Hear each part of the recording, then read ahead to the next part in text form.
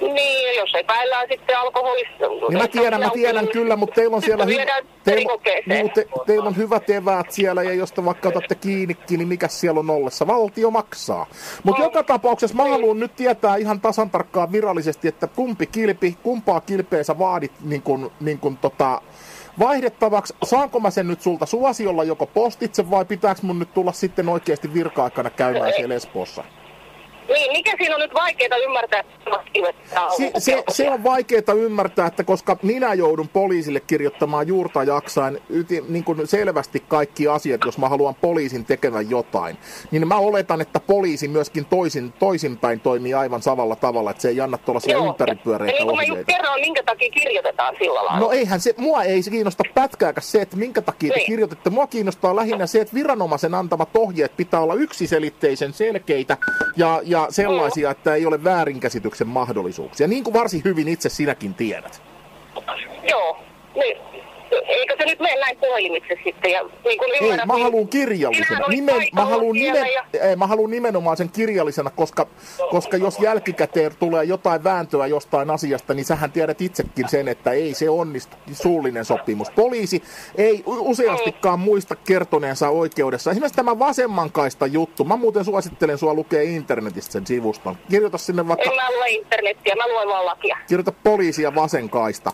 Niin mä törmäsin tuossa erääseen sellaiseen herran Rauhalaan ja sitä väännettiin pari vuotta. Kun mä ajoin vasentakaistaa pitkin, niin. Hei, nyt oikeasti mun on jatkettava töitä täällä, että mitä sä nyt oikein niin kuin haluat? Kirjallisen merkinnän. Kirjallisena sulle sinne kotiin.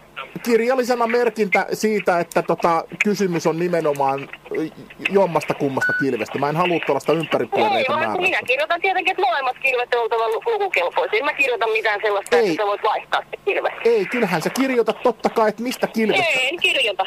No sitten me tavataan varmaan... Rekisteröintiasetuksessa lukee niin, että kaikki molemmat kilvet on oltava luettavissa. Aivan, mutta nyt mikä kumpi kilpi sulle ei kelvannut, sen mua kiinnostaa. Ei me etukilpeä katsottu, että takakilpeä siihen me kiinnitettiin. No sen mä haluan kirjallisena, kiitos. Mutta niin kun... Tai sä kirjoitat sen hei, jos et ihan oikeesti pikku vinkki sulle. Jos et sä kirjoita sitä mulle, niin sä kirjoitat sen eduskunnan oikeusasiamiehelle. Tai omalle esimiehellesi. Siinä on nämä pelisävelet. Eihän siinä ole mitään järkeä tällaisessa asiassa, kun ei tää on mikään speden logiikka, naisen logiikka juttu, vaan tää on yksinkertainen fakta, että poliisin pitää kertoa tarkkaan asiakkaalle tai syylliseksi epäilylle, mitä kermiin tässä nyt halutaan käyttääkään. Nimenomaan kertoa tasan tarkkaan se, että mitä korjaustoimenpiteitä pitää tehdä. Niin. Ja nimenomaan missä. Mulle se on helvetin epäselvä asia. Neljä katsasta... Mä luulen, että tää ei ole mitään muuta kuin, että sä haluat vaivota tällä asialla.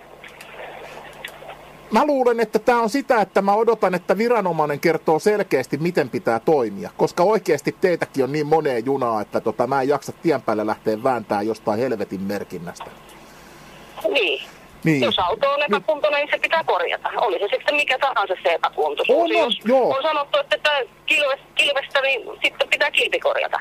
Joo, kyllä, näin se menee. Mutta jos 4 katsastusmiestä on ollut sitä mieltä, että ne on ollut kunnossa, niin mä ihmettelen suuresti, minkä takia joku Espoon poliisi tulee naukumaan jostain kilvestä. Toiset ei sano, että en tiedä minkälainen katsastuskonttori on sitten siellä päin ollut. Joo, mutta mä haluan tietää nyt ihan oikeasti kirjallisena sen niin nimenomaan, että mikä sulle ei kelvannut ja miksi.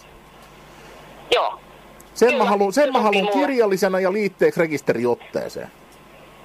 No, mä en sua nyt voi tavata täällä. Mä voin tulla käymään ensi viikolla siinä. Mä voin ensi viikolla tulla käymään. Mä voin laittaa sen sulle vaikka postitse kotiin, jos tahdot. Jos viitsit laittaa, niin olisin todella kiitollinen.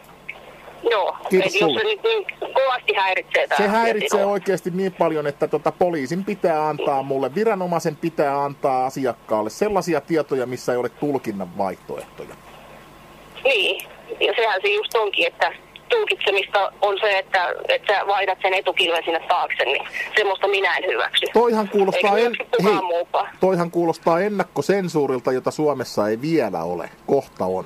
Ennakkosensuurilta. Niin, en nyt ymmärrä, mitä tarkoitat. No, tai siis tavallaan sä niin kun ajattelet asioita niin, että asiakkaat ovat rikollisia automaattisesti, toimivat ketkuilemalla. Ei vaan, että siinä ei voi toimia väärin, niin sen takia kirjoitetaan näin, että molemmat. Nythän tässä nimenomaan voidaan toimia väärin. Mähän voi vaihtaa jonkun toisenkin kilven ja sä et ole tyytyväinen edelleen. Viranomainen ei ole edelleen tyytyväinen. Ajattelepa asia näin. Tarkoitat minkä toisen kilven? No jos mä nyt vahingossa vaihdan, kun on noin epämääräiset vaihto-ohjeet annettu, niin jos mä nyt sitten vaihdankin semmoisen kilven, mitä viranomainen ei ole tarkoitettu vaihdettavaksi, niin taas jälleen lopputilanne on ihan sama. Niin siis sulla on nyt 2 kilpeä autossa, jos toinen niistä ei ole luettavissa, niin sitten sinä vaihdat sen kilven, joka ei ole luettavissa. Siihen autoon kuuluu. Kumpikin on luettavissa. Niin. Mun käsitykseni mukaan ja katsastusmiehen käsityksen mukaan kumpikin on luettavissa. Mutta se on tosiaan vaikeudetta oltava luettavissa.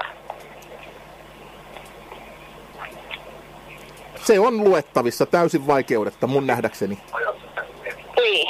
No minkähän takia me sitten sinun perään lähettiin? Tuliko sulle yleensä sitä mieleen, että jos kilpi on luettavissa ja kaikki on niin kuin sillä lailla ok, niin ei muu ole niin kuin sinua vastaan mitään. Mä lähden siitä, että te hyökkäsitte sieltä mun perään sen takia, koska mä tein ajolinjat, mä siitä, kun siinä oli yksi auto siinä eessä, niin mä vähän sitä koukkasin silleen sopivasti ja menin siitä kuitenkin käännyin jakajan oikealta.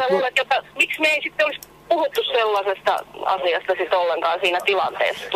Siksi sen takia, että poliisit usein tekee näin, että ne katsoo, että toi ajo vähän epämääräisen näköisesti, että hyökätään kimppuun. Keksitäänpä jotain juttuja tässä. Ihan oikeasti. Tälleen menee monella poliisilla. Jos se on sinun käsityksesi, niin se on sitten sinun käsityksesi, mutta minä toimin lain puitteissa. Eli sä toimitat mulle... minä valvon täällä liikennettä nimenomaan, ja liikenne on se mun päätoimi. Joo, se on ihan hyvä, että te valvotte sitä liikennettä, ja saisitte oikeastaan valvoa paljon enemmän tuolla koulujen ja tällaisten paikkojen läheisyydessä näitä nopeuksia, missä oikeasti voi niitä vaaratilanteita tulla, varsinkin näille pienille kulkijoille, mutta mä nyt toivon, että mä saan ihan virallisen asiapaperin siitä, että kumpaa kilpeä mun pitää nyt ruveta korjaamaan. No virallista asiapaperia, en tiedä mitä tarkoitat, mutta laitan sinulle kirjeen kotiin. Selvä, kiitoksia sulle. No niin, hyvä. Okei, morjes. Moi moi. Ja näin meillä oli tällainen puhelu